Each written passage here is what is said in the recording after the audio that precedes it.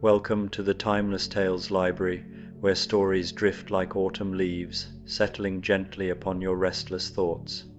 I'm Oliver, your host, and tonight I'll be sharing a soothing tale to ease your mind and guide you gently towards sleep.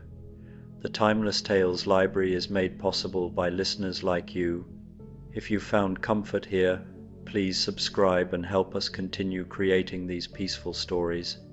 As you settle in, comment below and let me know where you are in the world tonight, and share a place you dream of a story taking you to, perhaps the floating gardens of Xochimilco, a shepherd's hut in the Scottish Highlands, the glowing caves of Waitomo, or a traditional ryokan nestled in the Japanese Alps. Your ideas keep our little library glowing bright. This story is about a stormy evening in Paris, where the enchanted rainy day hotel opens its doors to weary travelers seeking shelter. As rain drums against ancient windows and a fire crackles in the hearth, familiar faces from beloved tales gather one by one, each bringing their own stories, their own quiet wisdom. Together, they'll discover that sometimes the most mysterious puzzles are solved not with grand adventure, but with gentle conversation, warm tea, and the simple magic of being truly seen. Now, take a deep breath and let your day's thoughts unravel. You are stepping into the Whispering Grove within the Timeless Tales Library. This hall is lined with shelves carved like ancient trees, their branches entwined overhead, glowing faintly. The books here murmur softly, like leaves in a breeze, each carrying secrets of faraway lands, forgotten dreams, and hidden adventures. Feel the support of your bed beneath you, grounding you as your mind wanders through this magical grove. Relax your jaw, your arms, your legs. Let the soft whispers of the library trees wrap you in calm. Walk slowly among the towering shelves. Let the stories of the grove flow into your mind, carrying you deeper into peace and gentle dreaming. This Paris hotel only appears when it rains. Deepest sleep awaits inside. ASMR Sleep Story. The rain begins softly in Paris, as it so often does on evenings, when the city seems to exhale and settle into itself. First, there are just a few drops pattering against the cobblestones of the narrow street, then more, until the sound becomes a steady whisper that fills the air like a lullaby. The gas lamps along Rue de la Pluie flicker to life one by one, their golden glow pooling on the wet stones below, turning ordinary pavement into something that shimmers like amber honey. You pull your coat a little tighter as you turn the corner, your footsteps soft against the rain-slicked street.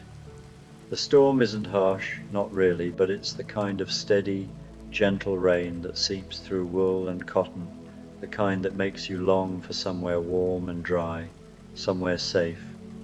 And that's when you see it. The rainy day Paris hotel stands tucked between a bookshop and a bakery, both long closed for the evening. You could have sworn this building wasn't here last week, or perhaps you've simply never noticed it before. It's narrow, built of cream-colored stone that's darkened with age and rain, with tall windows that glow with the warmest, most inviting light you've ever seen. The windows are fogged slightly with condensation, and through them you can just make out the flicker of what must be a fireplace.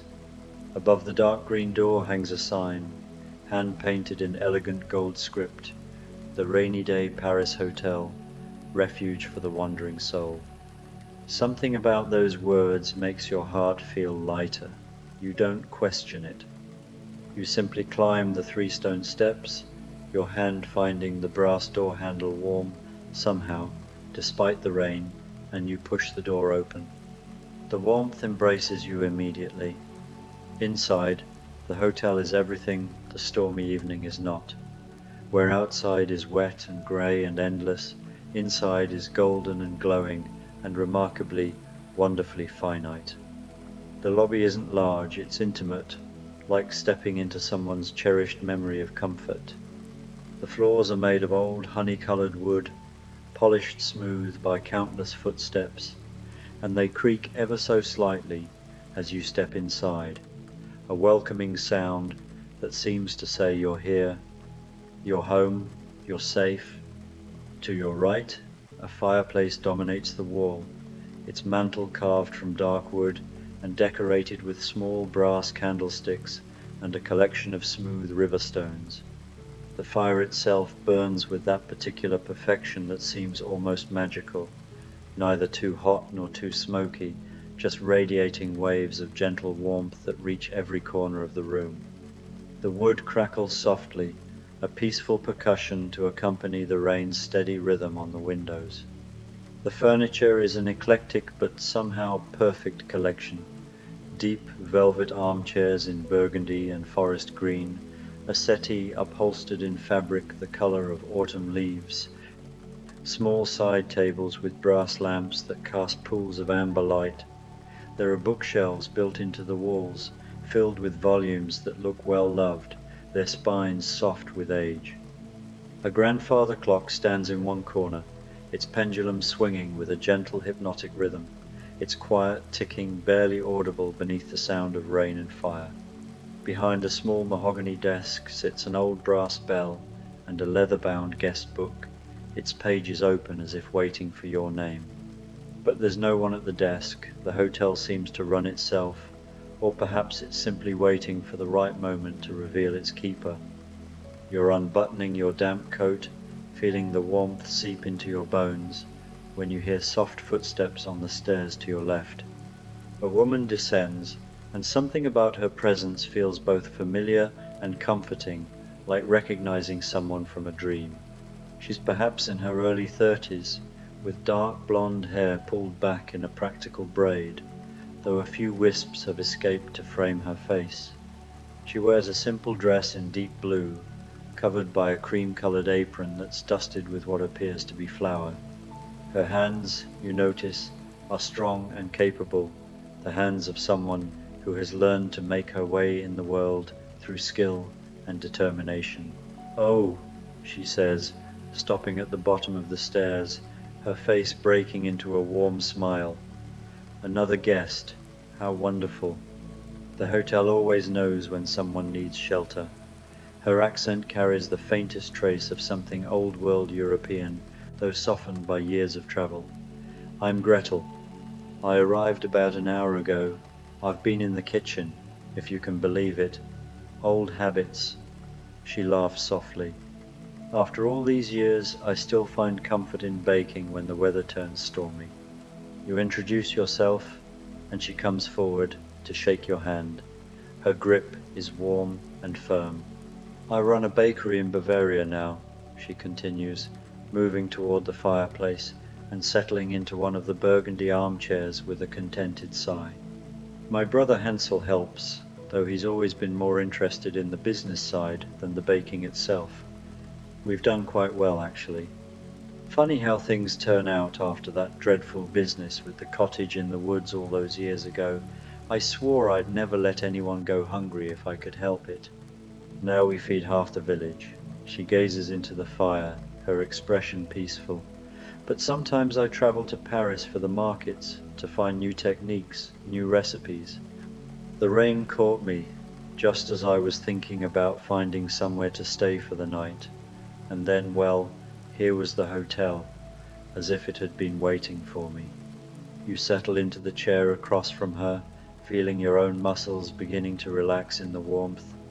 The hotel does feel like it's been waiting for both of you.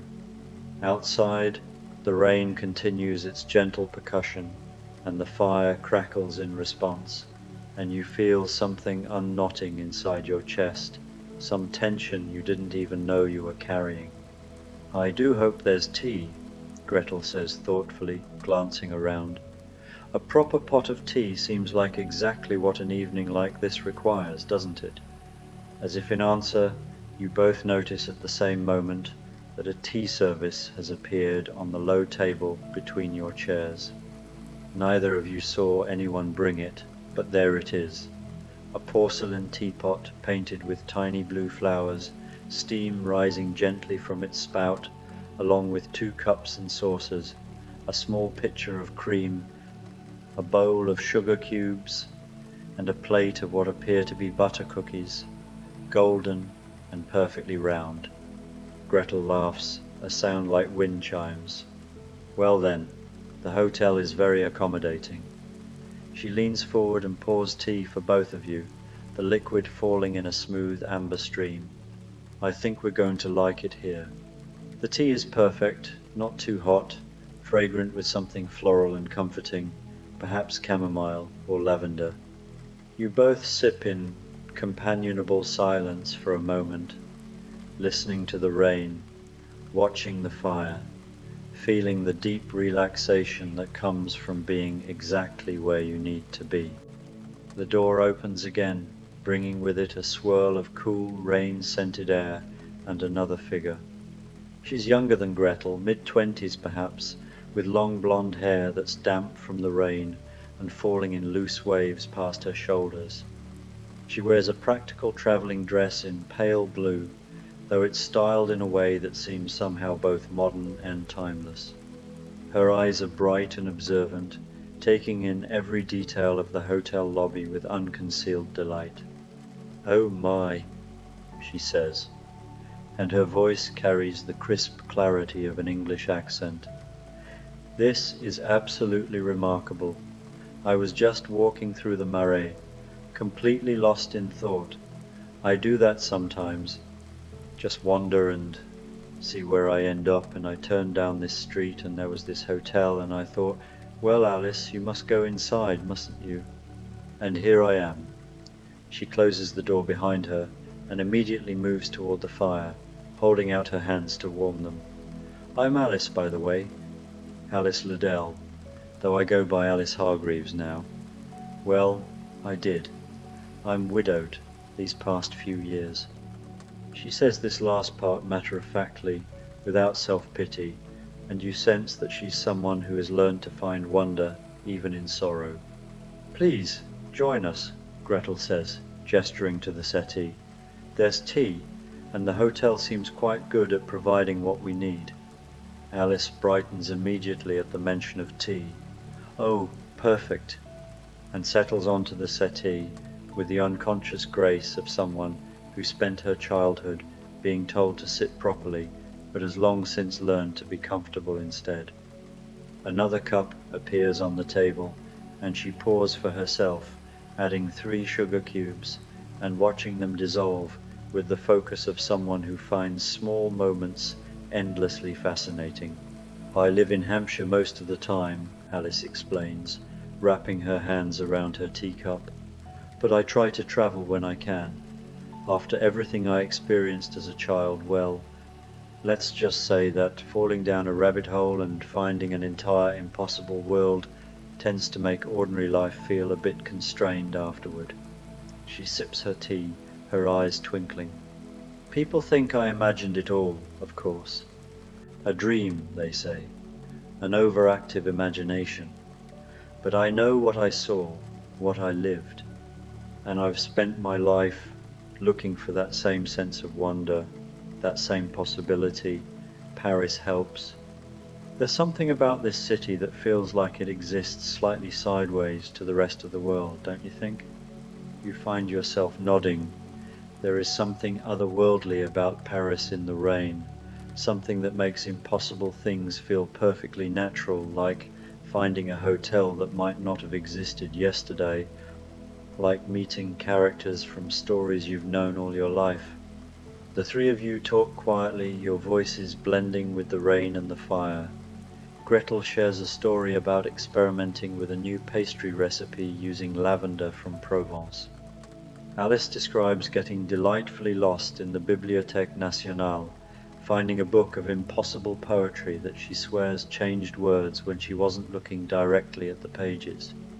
You share your own small moments, your own reasons for being in Paris on this rainy evening, and you feel seen, heard, welcomed. The grandfather clock chimes the hour 8 slow, sonorous tones, and in the brief silence that follows, you all hear new footsteps on the porch outside. This time, the person who enters is bundled in a woolen coat with a thick scarf, shaking rain from dark curly hair. She's perhaps in her late 20s, with a sun-weathered face and eyes that hold both determination and a deep, abiding kindness. She removes her coat, revealing a simple grey dress and practical boots, and you notice that she wears a silver locket at her throat. "Well, I'll be," she says, and her accent is pure American Midwest Kansas, if you had to guess. This is about the coziest place I've seen since leaving home. She notices the three of you by the fire and grins. "Mind if I join you? I'm Dorothy Gale." "Of course," you say, and the others echo the sentiment. Dorothy hangs her coat on the stand by the door and comes to join your growing circle, taking the remaining armchair. "I was in Kansas for years after I got back," Dorothy says. Once she's settled with her own cup of tea, the service seems to expand as needed. "Lived with Aunt Em and Uncle Em, helped run the farm, lived a good, solid life, but I always felt restless, I suppose. Like I'd seen too much to be content with just one place. Eventually I started traveling, really traveling. I've been to 7 countries now, working odd jobs, meeting people, collecting stories." She touches her locket gently. "I keep in touch with my friends from Oz, in my way." Scarecrow writes sometimes well. Someone writes for him, and I feel like I carry them with me, the lessons they taught me, about courage and heart and thinking things through. "Oz?" Alice leans forward with interest. "You traveled to another world too?" Dorothy nods. "Tornado took our whole house right up. I woke up somewhere that definitely wasn't Kansas." She and Alice share a smile of mutual understanding, the recognition of two people who have stepped outside the ordinary and can never quite fit back into it completely. Outside, the rain strengthens slightly, drumming a bit harder against the windows, and the fire seems to burn a little brighter in response, as if the hotel itself is ensuring your comfort.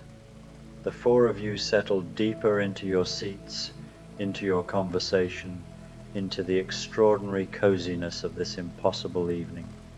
That's when Gretel, reaching for another cookie, notices something odd. "Has anyone seen the hotel's keeper?" she asks. "I've been here over an hour, and I haven't seen a single staff member. No one at the desk, no one tending the fire, and yet..." She gestures at the tea service, at the perfectly maintained fire, at the soft glow of the lamps. Alice tilts her head thoughtfully. "You're right. The tea appeared, but I didn't see anyone bring it." Dorothy stands and walks to the desk, examining the guest book.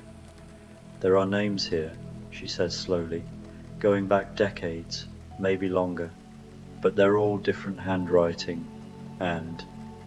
She pauses, running her finger down the page. "Some of these dates don't make sense. Look, here's an entry from 1923, and right below it, one from 1887. You join her at the desk, and she's right. The entries seem to skip through time randomly, with no chronological order.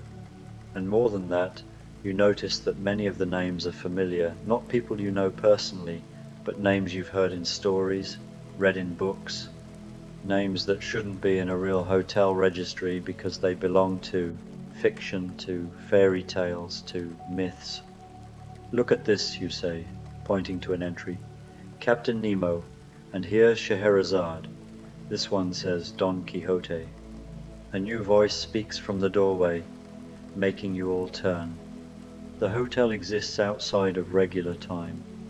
The young man standing there is perhaps 30, with curly brown hair and the tanned, weather-worn skin of someone who spent years at sea. He wears well-made but practical clothing, a white shirt, dark trousers, good boots, and carries himself with the quiet confidence of someone who has faced real danger and survived. He steps inside, closing the door gently behind him. "Sorry, didn't mean to startle you. I'm Jim Hawkins." He moves toward your group with an easy stride.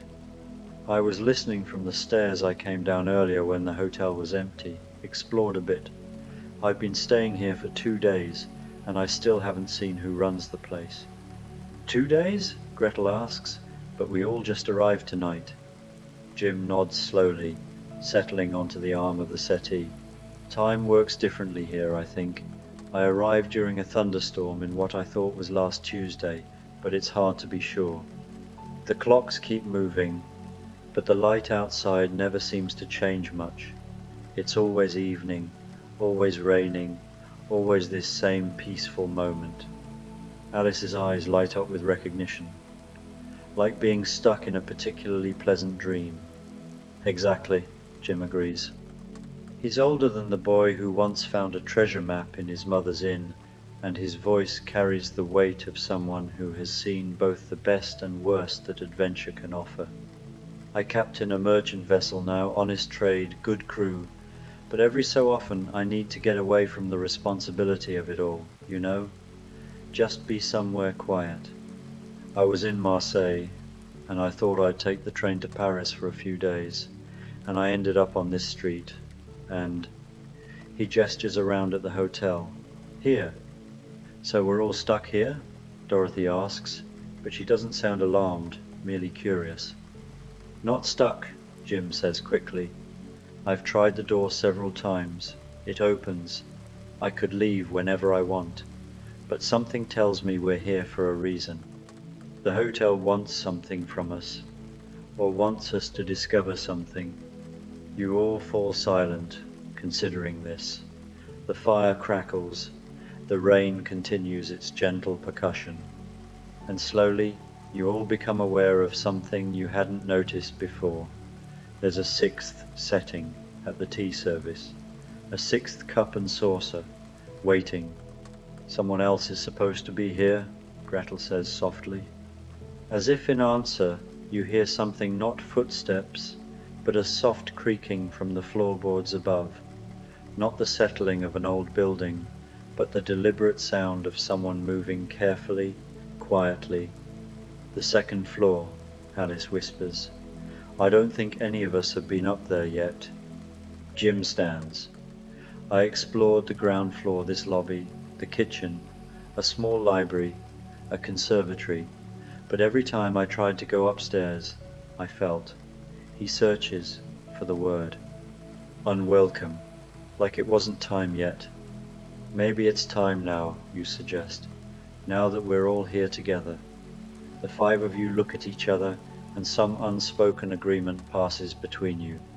Together, you move toward the staircase, the same one Gretel descended when you first arrived.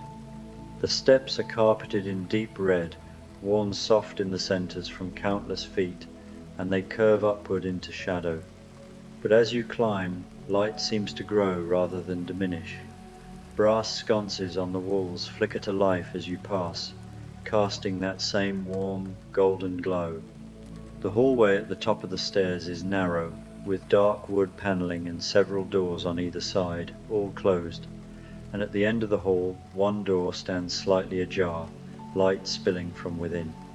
You move toward it as a group, and Jim, perhaps from years of approaching potentially dangerous situations, gently pushes the door fully open. Inside is a bedroom, and it's the most comfortable looking room you've ever seen. A large 4-poster bed dominates the space, dressed in linens that look impossibly soft, in shades of cream and gold. There's another fireplace, with a small fire burning cheerfully. A writing desk sits by the window, scattered with papers and an old-fashioned fountain pen. A wardrobe stands in one corner, its doors carved with intricate scenes of forests and castles and sailing ships. And sitting in a chair by the fire, so still that at first you think it might be a very lifelike statue, is a figure. As you all enter, the figure stirs, and you realize it's a woman very old, with snow-white hair braided and pinned in an old-fashioned style, wearing a dressing gown of deep purple velvet. Her face is lined with age but beautiful, with the kind of beauty that comes from wisdom and kindness and long years of seeing the world clearly. "Oh," she says, and her voice is soft as the rain, warm as the fire. "Oh, you've finally come. I've been waiting." She doesn't seem surprised to see 5 strangers in her room. Instead, she seems relieved, even joyful. "Please," she says, gesturing to the various chairs on the edge of the bed. "Please sit. I'm so glad you're here. She pauses, and a small smile touches her lips. "Well, I suppose I'm the hotel. Or rather, I'm what remains of the person who created the hotel long ago." You all settle into seats, drawn by her presence, by the gentle authority in her voice. "My name was Marguerite," she continues. "Though that was a very long time ago. I was a storyteller, you see. I collected tales, wrote them down, shared them. And I loved them, loved the characters, the adventures, the transformations. But I was lonely. I lived alone in Paris, in a small apartment, surrounded by books, and I wished, oh, I wished so much that I could meet the people from my stories, that I could give them comfort the way their stories had comforted me." She gazes into the fire, remembering, "And one rainy night, not unlike this one, I made a wish. I wished for a place where characters from stories could come and rest, where they could be safe and warm and understood. A place outside of time, where the boundaries between story and reality didn't matter quite so much." She looks up at all of you, her eyes bright. The wish was granted. This hotel appeared, and I became its keeper. For years, decades, I welcomed guests, characters from every story you can imagine, and from some you've never heard of. I gave them tea and warm fires and understanding, and it fed my soul. But Dorothy ventures gently, "You're very old now." Marguerite nods. "I am. I'm dying, in fact. Not painfully, just fading, like a candle burning down. And I've been alone here for so long. The guests stopped coming about a year ago. I think the hotel was waiting for the right people to pass it on to." "Pass it on?" Gretel asks. "The hotel needs a keeper," Marguerite explains. "Someone to maintain it, to welcome the guests, to believe in it. I thought it would have to be one person, as it was with me. But the hotel has been showing me something different these past few days. It's been showing me that perhaps the next keeper could be many." She looks at each of you in turn. You've all lived impossible things. You've all stepped outside the ordinary world and returned changed. You're all still partly in your stories, even though you're living in the real world now. The hotel has called you here because you understand. You know what it's like to need shelter, comfort, understanding. You know what it's like to be between worlds. Alice speaks first. "You want us to take care of the hotel?" "I want you to inherit it," Marguerite says. "All of you, together. I want you to be its keepers when I'm gone, which will be very soon now, I think. Days, perhaps. I want you to welcome the guests who will come, the characters still living their stories, the ones who need refuge on rainy nights. I want you to maintain this place outside of time." The 5 of you exchange glances. It's an extraordinary request, an impossible responsibility, and yet, "I could bake," Gretel says slowly. "Cookies and bread and cakes, things to make people feel at home. I could organize the library," Alice adds. "Make sure there are good books, interesting books, impossible books. I could handle the practical matters," Jim offers. Maintenance, supplies, whatever needs doing. I'm good with my hands. And I could welcome people, Dorothy says. Make sure everyone feels seen and understood. That's important. They all look at you, and you realize that you have something to offer too. Perhaps it's listening, or keeping the fires burning, or simply being present. Whatever it is, you know you belong here, in this circle of people who have lived larger than ordinary lives. Will you do it? Marguerite asks, and there's such hope in her voice. Will you keep the rainy day Paris hotel alive? You all answer together, yes. And the moment you do, something shifts in the air. The hotel seems to exhale, as if it's been holding its breath. The fire burns brighter for just a moment, then settles back to its perfect warmth. The rain on the windows sounds less like percussion and more like applause. Marguerite smiles, and in her smile you see deep peace, deep satisfaction. Thank you, she whispers. Thank you. You've solved the mystery I've been living with for the past year, how to let go without losing what I've built, how to end without ending. You're the answer.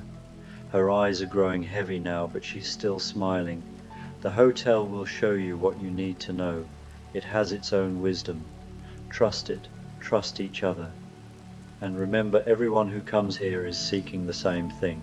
Safety, comfort, a place to rest between adventures. She settles back in her chair, and even as you watch, she seems to become more translucent, more like light than substance. Keep the fires burning, she murmurs. Keep the tea hot.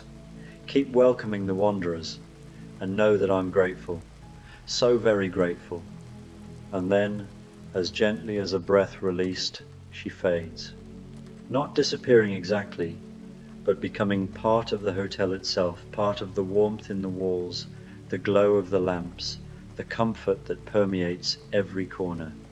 The five of you sit in silence for a long moment, feeling the weight and the rightness of what has just happened. Finally Jim stands. I suppose we should go downstairs, he says quietly. Figure out how this works. You all descend together, back to the lobby, and you find that things have changed subtly. The desk now has 5 comfortable chairs behind it, instead of just space for one. The guest book has fresh pages, blank and waiting, and next to it sits a brass key ring with 5 keys, each one unique, each one somehow perfectly suited to its new owner. You spend the rest of the evening exploring together, discovering the hotel's secrets. The kitchen where Gretel immediately begins planning tomorrow's baking. The library where Alice finds books that shift and change, their stories alive. The conservatory full of plants that bloom regardless of season, which Dorothy claims with quiet joy. The workshop in the basement where Jim finds tools and supplies for every possible repair. And the many bedrooms, each one ready to welcome a guest, each one able to become exactly what its occupant needs. And for you, there's a small room just off the lobby with a comfortable chair and a view of the street, where you can watch for arriving guests, where you can tend the fire in the main hearth, where you can be the first welcoming presence when someone stumbles in from the rain. As midnight approaches, or what feels like midnight, in this place outside of time, you all gather back in the lobby. Someone, perhaps the hotel itself, has laid out a light supper on the table. Bread and cheese and fruit, a bottle of wine, more tea. To Marguerite, Alice says, raising her teacup. To the rainy day Paris hotel, Gretel adds. To shelter in the storm, Jim says. To finding where we belong, Dorothy offers.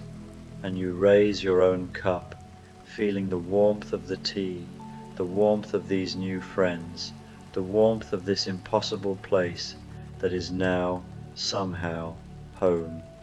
Outside, the rain continues to fall, gentle and endless. Inside, the fire crackles. The grandfather clock ticks its peaceful rhythm, and somewhere in the walls, in the warmth, in the very air itself, you feel Marguerite's presence, grateful and at peace. The mystery is solved. The hotel has its keepers. The story continues. And as you sip your tea and listen to your companion's quiet conversation, as you feel the deep relaxation of being exactly where you need to be, you realize that this is the beginning of countless rainy evenings, countless weary travelers finding shelter, countless moments of comfort offered and received. The rainy day Paris hotel is waiting, and you, along with Gretel and Alice and Dorothy and Jim, are here to welcome whoever comes. The fire crackles softly, the rain sings its lullaby against the windows, and everything, absolutely everything, is peaceful, warm, and perfectly, impossibly right. Sleep comes easily in a place like this. Sleep comes like a gift, like coming home, like the gentlest ending to a story that never truly ends at all. Rest now. The hotel will still be here tomorrow, and tomorrow, and tomorrow. There's no rush, no urgency, only warmth and shelter, and the quiet joy of belonging. Rest now, in the coziest corner of the world, where stories live and breathe and welcome you home. Rest now. The rain will sing you to sleep.